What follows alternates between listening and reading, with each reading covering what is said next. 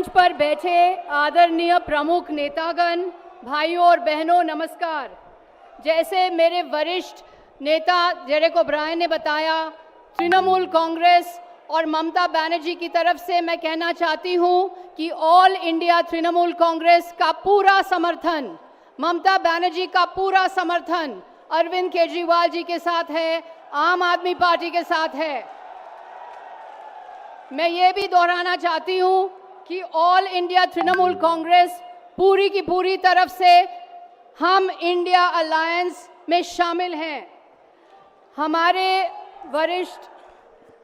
हमारे अध्यक्ष ममता बनर्जी आज सभा में नहीं आ पाई क्योंकि उन्होंने आज से ही चुनाव प्रचार शुरू किए हैं, पर मैं उनकी तरफ से ये कहना चाहती हूँ कि ऑल इंडिया तृणमूल कांग्रेस पूरी की पूरी तरह से इंडिया अलायंस में शामिल है। ये लड़ाई सिर्फ दिल्ली की लड़ाई नहीं है, ये पूरे देश की लड़ाई है। तानाशाही के खिलाफ लड़ाई है। मोदी जी की झूठे गारंटी, मोदी जी की गारंटी जीरो वारंटी, इसके खिलाफ लड़ाई है। हम जानते हैं कि आम आदमी पार्टी और अरविंद केजरीवाल जी के सामने एक बहुत बड़ी चुनौती है। चुनाव के समय है और इस समय आपके लोकप्रिय नेता को जेल भेजा गया है। ये तानाशाही है, लोकशाही नहीं है, जनतंत्र नहीं है।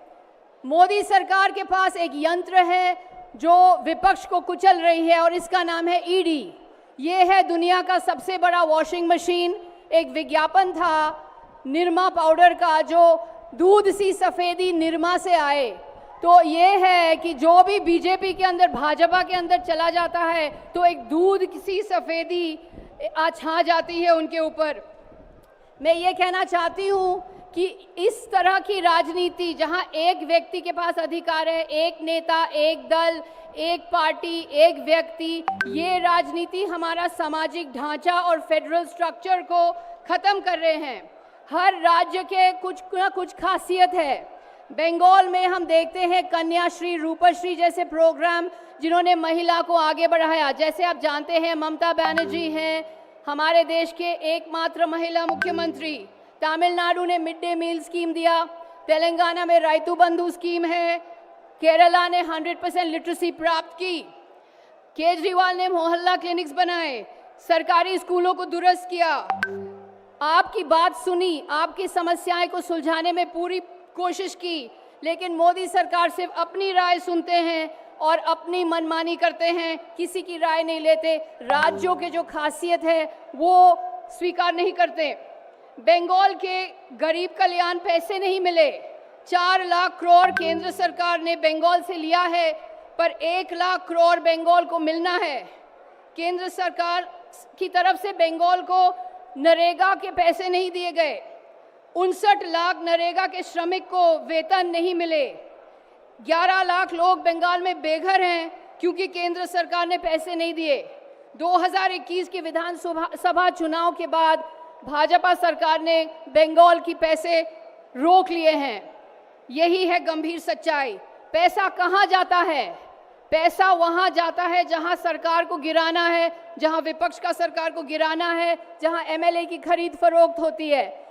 बाढ़ पीड़ितों के पास पैसे नहीं जाएंगे, गरीब कल्याण के लिए पैसे नहीं जाएंगे, सिर्फ एमएलए की खरीद फरोख्त के लिए पैसे जाएंगे। ये एक नेता, एक व्यक्ति, एक पार्टी, एक दल की राजनीति से हमारा देश का विनाश हो रहा है। कीमतें बढ़ रहे हैं और मैं आपको एक चौंकने वाला आंकड़ा सुना दूं। देश की 70% आमदनी केवल 10% लोगों के हाथ में है। 50% लोगों के पास सिर्फ 3% आमदनी है। ये है एक भयंकर असमानता। तो सारे कीमतें बढ़ रहे हैं। दूध का दाम 61% बढ़ा, टमाटर का दाम 115% बढ़ा, तूर दाल का दाम 120% बढ़ा। मोदी की गारंटी जीरो वारंटी है। इसीलिए हम ये कहना चाहते हैं तृणमूल कांग्रेस और इंडिया के अलायंस की तरफ से कि मोदी जी हमारे साथ आकर के खुली बहस करें, सार्वजनिक तौर पे बहस करें। आपसे हम कहना चाहते हैं कि याद रखिए कि 2024 का ये आम चुनाव तानाशाही वर्सेस लोकशाही का चुनाव है। लोकतंत्र को मजबूत कीजिए। जो भी प्रत्याशी बीजेपी को हरा सकेगा, बीजेपी को टक्कर दे सकेगा, उसको वोट दीजिए। ये है हमारा गौरवशाली लोकतंत्र, हमारा प्यारा लोकतंत्र, हमारा मशहूर लोकतंत्र। इसे खत्म मत होने दीजिए। जय हिंद, नमस्कार।